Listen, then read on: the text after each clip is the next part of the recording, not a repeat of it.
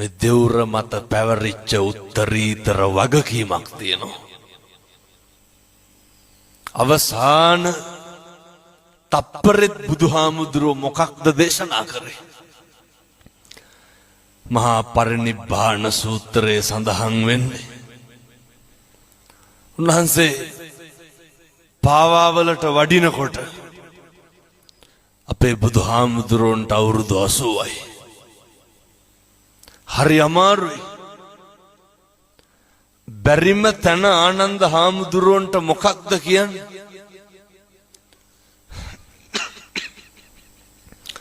ආනන්ද සංගල සිවුර 4ට විතර නමලා මට පොඩි ආසනයක් පනවන්න. ඇයි බුදුහාමුදුරුවන්ට හිටගෙන ඉන්න හරි අමාරුයි. එච්චර අමාරුයි. අන්තිම මොහොතේ භික්ෂුන් වහන්සේලා අඬනවා. බුදුහාමුදුරුවෝ පිරිනිවන් පාන්න නෙමේ සූදානම්. අච්චර අමාරුවෙන් ඉන්නකොට මොකක්ද භික්ෂුන් වහන්සේලාට කිව්වේ? අඬන්න වෙලාවක් නෙමෙයි තියෙන්නේ. මොකක් හරි ගැටලුවක් තියෙනවා නම් අහන්න. එහෙම අහන්නත් බැරි නම් හිතවත් භික්ෂුවක් නම මගෙන් අහන්න.